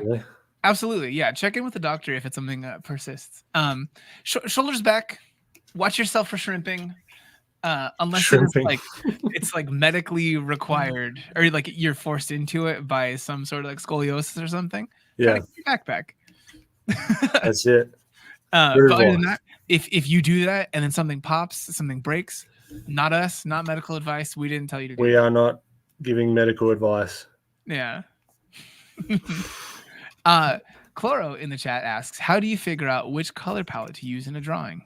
For this one, I think you kind of have a natural option, but yeah, it was less of a figuring out what color palette to use and more of thinking about what color is the local color of the objects that I'm painting, and then figuring out, okay, what light color. Like this is very early on. Like I'll see if I can make this a little bit more polished, but it's less of thinking about a palette and then more about, okay, what color is he and what light is he underneath? Because that's going to dictate all your colors, right? The light and the local value is kind of everything. Because without light, obviously without light you see nothing. But truly, and the different colored lights are going to dictate how something appears as well. So if this was like a green skull, but it was under red lighting, it would actually look pretty muted. And also the values would be affected as well. So I do appreciate that you have that interior section going on inside of the jaw. Oh, it's one of my favorite things to do. It's a cool the inner jaw is good fun. Pie Bite saying that they're going to cancel themselves. Yeah, do it. I already canceled you. Do it. It's good that you keep up. Do it for yourself too. No. What else have we got here? Andrew said that we organically answered. We asked their question and answered it. I'm so curious about what that was. There is one thing that I'm curious about here, Ben. Yeah. So there was never a point in all of this where you tried to preserve your pencil layer and keep it as this sacred, holy thing on top of everything. Yeah. You merged that right down into the painted layer, and you're just working it into the piece. That's it. Yeah, sometimes I will. Sometimes it's nice to even color the pencil marks to then better fit whatever color that you're going to be doing, if that makes sense. But not too concerned about it, really. Is it something that, do you ever choose to have a pencil layer and then just erase, like get rid of that pencil layer? Or do you usually merge it down and then work it into it as an organic bit of like plane change and shading element? Yeah, I usually just merge it down. Like it can be useful as like a stylistic little flair, for lack of a better word. But yeah, I usually just merge it down. But if we got rid of all the line work, hopefully, as we begin to really nail our values here and that kind of thing, it will still read even without the line work. The line work just brings it a little something, you know. Yeah, just a little pop, some defined edges here and there. But you can Yeah, also like, but it also makes it messy as well. So I've got to be careful with that because it looks kind of messy at the moment. So I do you, do want to be careful. do you try to go back in and intentionally kind of break up the harder lines Yes. in spots? Okay. Yeah, definitely. Is there any sort of rule that you apply for this where it's like, let's say the topmost point of the one of the incisors on the front there? Like, do you just go break up the middle of that line, or is it just different per situation? Are you talking about like this? Like Like just kind the of. where the edge, like under the nose cavity, where the top of the Yep. like the tooth incisor is, like that bow that's in there. Do you try to go in there and kind of like thin out the curving edge as a general rule, or is it different case by case? It's kind of case by case. It depends how defined I want it as well. Okay. Like here, I might make it a little bit less defined, so it's a little bit more of a suggestion. Oh. It's G-force now. We should have started up a counter for how many times that happened. I regret it now. But yeah, just see how, like, even with the line work we were talking about, it'll meld in, and then maybe even use it as a little bit of that occlusion shadow in there as well. Mm-hmm. Yeah, because it like a hard line there when everything else is kind of rendered implies that there's like a hard meeting of these two shapes with a little divot where that light is being caught, or the shadow is being caught, rather. Right. Yep. Yeah, that's it. So just coming through, playing around now, still trying to keep some form with these teeth as well, because they are 3D objects, you know. They're not just flat things. But again, it's up to whoever's painting it, how stylistic they want to go with it. There are a couple here. I think this one will probably be a pretty quick answer. We can go into another. But Ram asked, how do you manage people who say traditional painting is more valuable than digital painting? I don't really talk to them that much. Anyone that's like, oh, this is better than this or this is better than that, I don't know. Okay, cool. Like, it doesn't affect me in the slightest. Yeah. Yeah.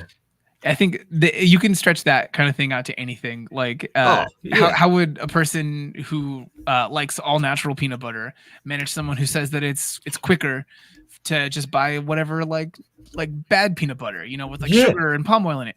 No, they're probably right. It is easier to hold on to that like machined peanut butter than have to stir your natural peanut butter. Yeah. There's benefits and downsides to everything. Definitely. But also, like if it's just randos on the internet, keep an eye on who you're actually taking advice from or listening to. Fair. Like, if you don't admire them, one, as a person first and foremost, and two, as an artist or whatever, just let them do their thing, you do your thing, and that's it. You know, it's really just their opinion, which they're entitled to. You don't have to agree with it.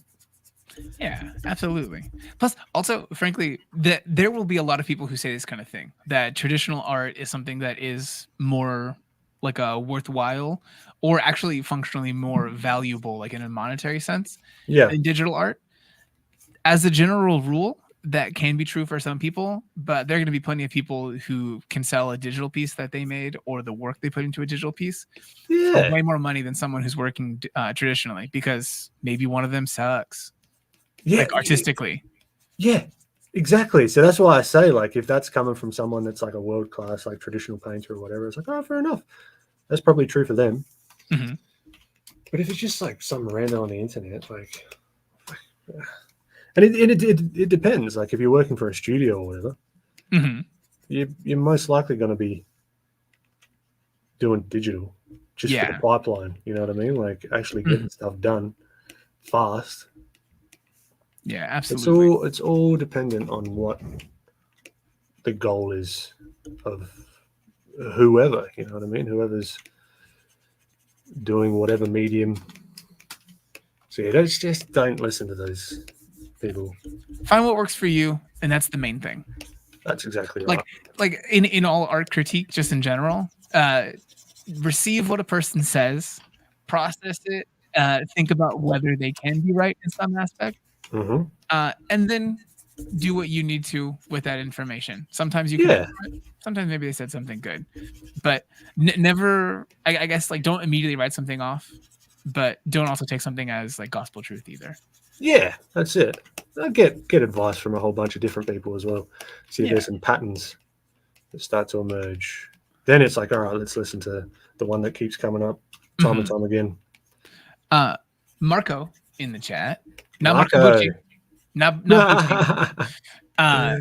They asked a question that we've kind of talked a little bit about, but have you ever used non-screen tablets? If so, do you think there's a big difference between screen and non-screen tablets? Yeah, there is a big difference. Not really. We've talked about it a little bit. The difference is just comfort of looking at what you're drawing in context next to one another. I think you get a different perspective. You literally get a different perspective on your work if you're like looking at your work and where you're actually drawing, you know. Mm-hmm. But as I mentioned earlier, I've done most all of my work on a non-screen tablet, so it works either way. It just depends what your budget can afford. I'd recommend testing one out. Yeah. This whole trip, this is the first time I've really done any longer work on a Cintiq, you know, and I love it. It's great, but I wouldn't have known that without having this time to have a play around on one, you know. Mm-hmm. Who's in there right now? Who just walked in there? No one. I heard a door open and close. I think it was next door. Someone was opening and closing something. Goodness, I thought it was gonna be Stan walking in there or something. So again, pam. On a rendered piece like this, do you have a process for working on the midtones? Once I get shadows and highlights on a painting done, I always feel stuck. Yeah, me too, pam.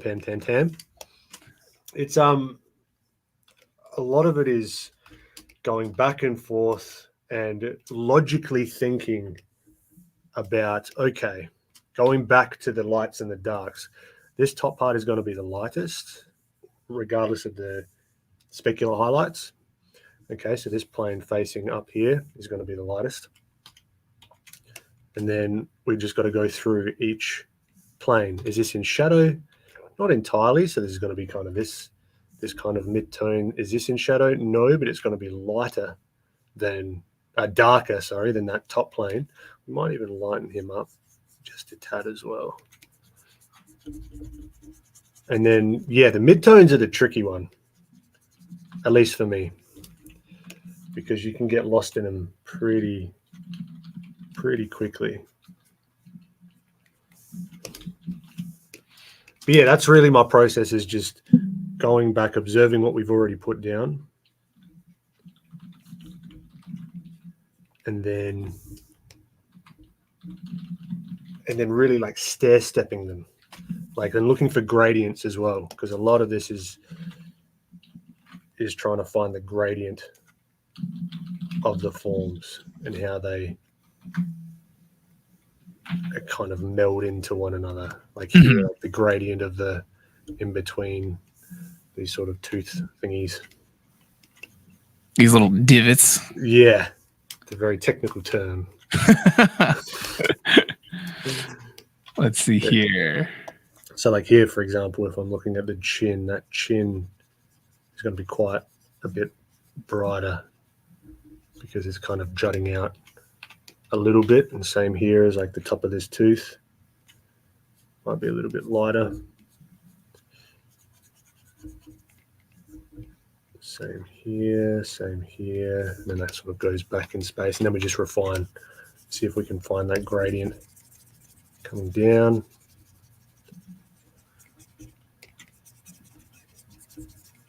But yeah, this rendering takes a long time to like nail it, you know? Yeah, it's something. Yeah, and you find tricks over time. The stuff where you can like block in a larger gradient and then work down from it, like how you are. Yeah. You end up discovering what works for you as you work through it. Yeah. I will say I like the simplification you have of the bottom incisors there. just being like a hard wedge that then loops around. Yeah, Getting just the like other definition on the others. yeah. That's good.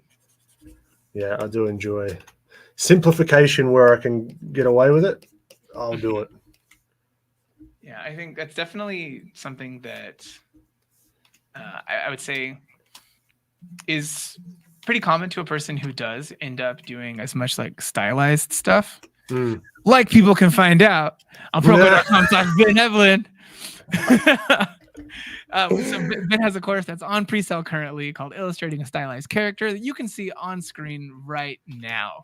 There you go. In here, there are a bunch of different tips that Ben shares. There's some time lapses, some like more in-depth things. You've even got some like you've actually got your process docs, right? Yeah, so I got like a 40-page PDF. So I walk through the whole process. So I talk through it, but there's also a PDF called the Field Guide to follow along with if you enjoy reading or you learn a little bit better through reading as well as the videos. And we got some 3D models in there as well. It's true. It's true. To help out with understanding this way of 3D thinking, which I love so much. Yeah, absolutely. And then I'll stop sharing that screen now. I just had to throw to it, Ben. I had to do it. Dude, that's fine, man. That is fine. Yeah, I want to make sure that people know about it. The course that Ben has, it's something that you've had for a little bit, minus the Proko specific materials. Yeah. It's a good one. It's freaking great. There's a reason that people have already liked it. And the concepts that you have been showing in this are gone into in a much more in-depth kind of way with practical examples that can be a little more useful for a person than someone who's just seeing something in a 2-hour live stream. Definitely. 2-hour live stream is great. Yeah. But it's just a sample, just a taste. That's it. Yeah, like these live streams, like even my own live stream, it's just to hang out and chill and an excuse for me to sit down and draw and just chat, really. So yeah. In here in the chat, Agassi asked a question that I think is pretty good that we haven't gone over. They asked, does flipping the canvas horizontally back and forth help with the process? It certainly does. I bloody love doing it because it gives me a different vantage point, a different viewpoint. And it kind of keeps me on track proportions wise as well. Because if I'm just looking at this all the time at like one angle, it kind of, you get used to it. And then the little details and that kind of thing, and even the proportions as you start to noodle away at them, you just don't see them very well. You just don't see them as well as like a fresh pair of eyes. I mean, I'll even go as far as like rotating it upside down because then it kind of abstracts a lot of the shapes, and then I can start to say, okay, where's my lights and darks here? Let's see if we can add in some of these like specular highlights where it makes sense. Yeah, and if I had an upside down light coming from the bottom, it's going to be the same. Ooh, okay. There's a good question in here. Go. All right. So I think we've all been this person. Uh-oh. We think that there's one fix for a piece. Ishan asks, Ben, do you think adding rim lights to a painting enhances the piece? 1,000%. I'm going to do that later on because it's not looking exactly how I want it to, and I'm going to save it with some rim lights. You better believe it. Yeah, it makes it feel a little bit more grounded. It's a thing that you should like. Yeah, we're going to do it now. Build all the structure in there, the underlying stuff, because you can't just save it with this one thing. No, but it feels good. It's like putting the little eye catch in there, just a little highlight in the eye. But what you got to do, it's not just a line along the edge. That's something that you got to look out for. So we're going to make this look a little bit more, or have a little bit more depth. So I'm just blocking out where the light is going to hit. All right. And then probably on the edge of the teeth here. All right, and a little bit on this tooth. And maybe this plane of the jaw. And then because his mouth's open, we might even get a little bit coming through the mouth. Who knows? We'll see. Now, What, you like what that I idea would of it coming do. up under? Yeah, and I do that specific. Like I love doing it with like beards and that kind of thing because like it catches, say, like a rim light behind the ear, and then you get a little bit of like the beard hair and that kind of thing. That's always a nice one to play around with. Mhm. Let's see. We go screen. Let's try like a blue. Let's just give that a whirl. See what that looks like to begin with. Now we need some context with. I mean, even that gives it a little bit of something, you know. It's just like boom, just a little bit of spice. Wait, can you do that little motion again? It gives it the what? Boom. Thank you so much. Oh God, A little. that's it. Just a little bit of Okay, what's the that? rim light. What was that again? It's just a little bit of the rim light. That one. Oh, okay, that's cringe. Oh, God, this is live, isn't it? Christ. Okay. Dude, you're full screen right now as you're coming to terms with the fact that you did the Salt Bay. I'm just gonna keep this on you right now. Experience your Oh shame. no, I'm gonna get all red. I'm gonna get all flustered. But I'm happy with it. Yeah. I'm happy with that rim light. You know what I mean? We can refine it so we can come through here. And oftentimes having a darker background helps a lot as well to emphasize that rim light. And then we can do a rim light from the other side so it really makes it pop. And then we can merge everything down. And actually, what I'm going to do, I'm going to clean up some of these edges. That's what I'm going to do. Okay. So here, go in there, something like that. What I love Photoshop to do is with the lasso tool, because I use it so often, is have like a smooth, like how you can have smooth, like a smooth brush. I love like a smooth selection. So it kind of like, because it can be so, especially if you have too much coffee as well, just like trying to get like this nice line. It's never quite right. Have you used Lazy Nezumi? Excuse me? There's a plugin that kind of smooths your cursor a little bit. I have not. We're gonna talk about this later today. today. There we go. Beautiful. I love that. That's great. Yeah, because there's some stuff that will help you with this, and you can just turn off on and off as needed. It's got a bunch of other stuff built into it as well. It's a great tool. There's one question here while you're wrapping up the edges here. Yeah. This is a personal question. Uh-oh.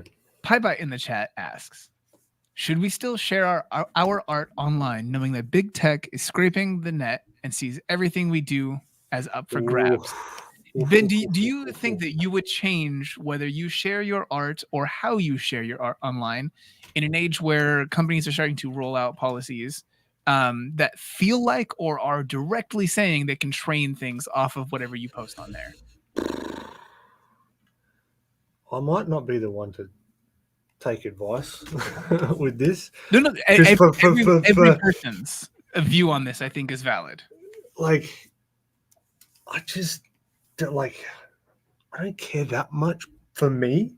I care about the whole thing, like the AI stuff and like scraping the data is bullshit. I don't think that's good. But for me, it's a big part of my business. So it's like, it's just a price I got to pay, you know? Like to get my stuff seen, I've got to share it, because if I don't share it, what am I going to do, you know? It's just a sucky thing that is a thing now, unfortunately. Yeah. Which it sucks, but the thing that I always kind of come down on this one is it has changed a little bit in light of the idea of generative tools being what they are, but the agreement with social media has always been that you are the product. Yeah, exactly. We don't pay for it. Yeah. So it's like, yeah, of course there's going to be a price to pay in some way, shape, or form. They can't have their servers up and running and all that kind of stuff for nothing. And I always knew that as well, like being in software, is that, yeah, as soon as you sign up to anything, it's like, all right, they own whatever you put on here. Regardless of you put those little posts up and whatever. It's like, oh, I do not agree to blah, blah, blah. it's a post you put now. They own that post as well. Thank you very much. Like it's kind of like, yeah. It's a necessary evil, but for my business, I need to keep posting stuff. So I don't have the luxury of saying, "Oh, I'm not going to post anymore." It's just, yeah. If for some reason anyone who's in this chat or watching this later does feel like that the proposition of a company taking their data and training on those things doesn't work for them, yeah, good, like yeah, exactly. That's just my you get on out. Exactly. It's completely my thing because my business relies on that heavily. So I can't not post. I don't have that luxury. So yeah. And if you're looking to grow on social media as well, where do you have to post? You've got to post on social media. So it's kind of it does suck though. I do empathize with it. The one thing I will say is that the one thing that this is all put into more perspective than ever is that you should have your own website. Oh yeah, and mailing list. And mailing list if you're a business and art business, whatever, and mailing list. So you're not at the whim of the algorithm. Yeah, 1,000%. That is not in any way, shape, or form a throw to a sponsorship from Squarespace or anything like that. we don't do that stuff here. No. Get yourself a free website. Use Google Sites. It's totally free. Whatever you need, just have a thing where your stuff exists online, because you can't just be at the whim of every social media company. No. Oh, and there's a good question. Pybite again, following up. Is Proko training an AI on our submissions? Because that AI is going to be, and they said a bad word, is going to be poop. No, first and foremost, student submissions, not always terrible. Maybe that's just yours, Pybite. No, I kid. No, a bunch of the student submissions on Proko are great. But Proko directly has on the website a very clear statement that we in no way, shape, or form ever will use anything that you guys have posted on the website, like to train some generative, like image generative thing.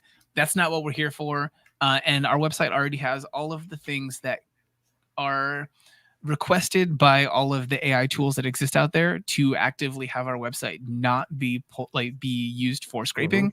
As long as they go and respect those things. There are going to be some bad actors on the internet who will go and still do those things, and there's not really a way to stop them if they're okay with doing something bad. But in every way that a website can be actively against this and stop it from happening, we have already done those things and are actively against them. Just so you guys know. Yeah, I think those are the main things here. All right, let's say, Ben, I walk over to you. I'm your art director, and I say, Ben, you've got 8 minutes left. We need to turn this stuff in right now. What is the thing that you do with that 8 minutes, Ben? I'll tell you to get out. I've got work to do. Okay. All right, that's fine. Leave me alone. Don't talk to me. I'll be back in 8 minutes. All right. Let's. We've got a base here. Let's clean up the shapes. I think. Let's clean up the shapes. I'm going to quickly throw in some color here to the old skin color, and that's red. Why is that red? I don't know. Don't ask me. All right, 8 minutes. 8 minutes. We're going to get flustered. That's all right. That's cool. So, just going to leave you in awkward silence as your AD. Oh, do it. But yeah, so I would start to look at cleaning up these shapes, So what we've got here, we can punch the darks a little bit more. So let's come through. Let's just use paintbrush. We don't have time for the lasso. We've just got to use our brush work and hopefully get that feeling okay. All right, so come through underneath here, through here, just really punch the occlusion shadows, all behind here. All right, and a lot of it is, really just cleaning up some of these shapes, all of these shapes, really, as much as we can get done in 8 minutes. How's it going over there, Ben? Oh, where? Yeah, good. Get out of here. It's not 8 minutes yet. Looks pretty good from back here. Looks like you got 5 more minutes, Ben. Oh man. Okay. Yep. So now I'm going to start throwing in some color variation into the darks, which I like to do often. So really haphazardly at the moment, but it kind of brings a little bit of something to them. Doing the red in the mouth a little bit, you know, and in the darks you can have a lot of wiggle room with the old color variation. You can start to really push some pretty crazy colors even. I'm going to be your art director stepping over your shoulder here. Oh, all right. Now I'm over. Get out of here. Over your left shoulder right now. I quit. Okay. No, this looks pretty good. I like this. You sure about some of those shapes you got in there? Are you sure about the 5 minute time? Oh no, not anymore. Now you have 3.5. Oh man, dude. Have you had an art director before? Only for doing stuff in advertising. Yeah. Yeah. It's how was that? It gets to be pretty intense. Yeah. I think the worst thing in the world is not to be working for an art director. The worst thing in the world is to be doing client work only, where there's no person who can step in and go, we're not doing that. Because a client will go back and forth thinking that they have infinite revision passes on something. Oh, yes, and they won't give you there before. Yeah, they won't give you all the information that you need in the beginning. No. And that's the worst. An art director, though, usually they've come up through the ranks. You know, they know what it's like. Yep. And so they're usually pretty good about giving you what you need in the space of time. That's good. Yeah. Because I haven't, from a physical, having someone standing over my shoulder, never had that before, but it'll be motivating in one way. That's fair. If that's a good or bad thing or not, I don't know. Yeah, that one sentence, it'll be motivating in one way. Yeah. That's it. I do like that you prioritized quickly adding in the neck to separate it from everything else. Yeah. Like that'll sing. The neck is nowhere near where I want it to be, but that's all right. It's not important right now. And then throwing in some of that little bit of subsurface scattering in the nose where that light's coming through. And then come through here. Add another layer quickly. Knock out some of this. Get some of this. But yeah, really what I would do is just clean up all of these edges. But you might not need to, depending on what the old the brief is. It could be just like a rough whatever, but this is like a loosey goosey brief. So it's one of those clients. Yeah, that's it. Yeah, Pam Pam Tam Tam says now Ben has to show up to the staff meeting with this piece. Oh. Yeah. Sorry, guys. I had Pam Pam Tam Tam asking me questions through the whole thing. Yeah, Pam is the art director now. Oh man. Yeah. Oh no, I like the little hit of the highlight there on the brow. Yeah. Good. Yeah, so it's starting to add in a bit of that kind of thing. What I would actually do is I would, if I had time, I would have made this a lot darker. So I might have done, just to give me some room for these highlights, because they're kind of hard to see from a distance. From a distance. So I would come through and do something like maybe just add like a multiply layer over the top of everything. And then scale that brush up. So this is another situation where I would use the airbrush. So I would come through, make it multiply, come through and just even darken it just a tad. And then you can come back through and add the lights again and really punch up those punch up those highlights and that kind of thing. So you can even do it with the eraser. You just push those values. Yeah, but what this does is it knocks down everything. So then you've got to take even more time to kind of make the adjustments that are necessary. Like Joshua Mencken in the chat saying, "You didn't finish the hand." I know. Finish this hand. I did. I made no promises to anyone. No, yeah, I think for a stream like this, I think getting to see how a thing would start, and some of the steps of it is good. It's never going to be the whole process. No, it's never, ever, ever going to be the whole process. No. Again, it's something that half feels like it's half okay-ish, maybe not quite. Ooh, I do like it's got like a little bit like a shine to it right now. Yeah. So doing that now zoomed out just pops it a little bit more, and then we can knock this back just a tad. So versus what it was, everything's kind of blown out a little bit. We can then come through and knock that in a tad more, and that's just using the eraser. Yeah, on the multiply layer. I do like this. But yeah, and then we do something crazy and we just merge it all down. Boom, boom, and there we go. And then we just continue. But look, I think my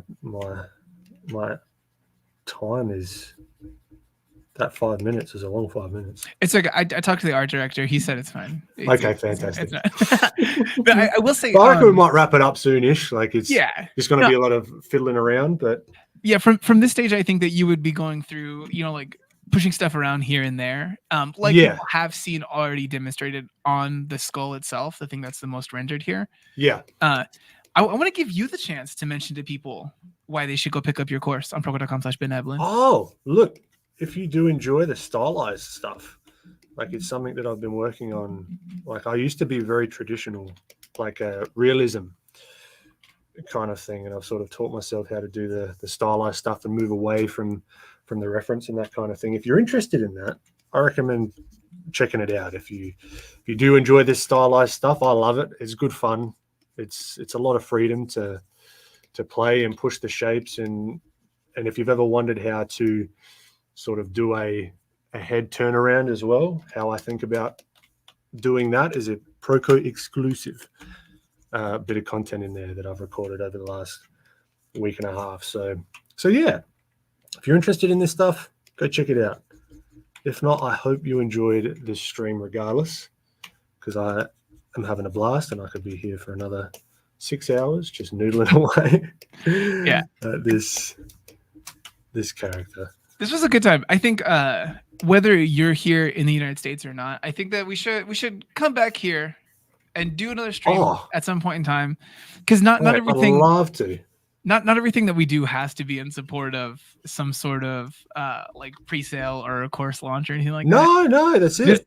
The timing of these two things just synced up so beautifully that we couldn't ignore talking about that course during this. That's right. So, that's right. Keanu Steve here. Are they a person that's in your chat pretty often? Keanu. Because it says this is Keanu. Yeah, it says is it Kianu? This is actually the longest I've seen Ben in a stream. You stream for you haven't seen many. You have not seen many streams then, my friend. I've gone for 7-hour streams once back when I started. So they're a long ones, but a lot of that is just chatting as well. So it's not super super focused, let's say. Mm-hmm. But yeah, you got to explore a little bit more. Yeah. That's it, and just chat and go off on all different kinds of tangents and whatever. If people do want to see more things from you, and they don't necessarily have all the time in the world to go hang out in a live stream or anything like that, they can find you on the tag that I put on screen right now at Ben Eblen Design. On Twitter, which I don't think that you're on very often. I think it's not super often. Yeah. And then your website, which is beneblen.com. You guys should go check it out. Follow him wherever you can. Just keep in touch with Ben. Man does good stuff. He deserves your attention. I appreciate it, my friend. You can find this thing here, this tag here. Anything else you want to say to people? Thank you very much for popping in. It's been an absolute pleasure, and thank you. Sorry, I had a technical issue. Oh no, are we still here? Yeah, you're still good. Okay. Thank you very much for having me. It's an absolute pleasure to be able to do some drawing in front of you. And yeah, thank you to the Proko team. Thank We'll you. catch you in the next one.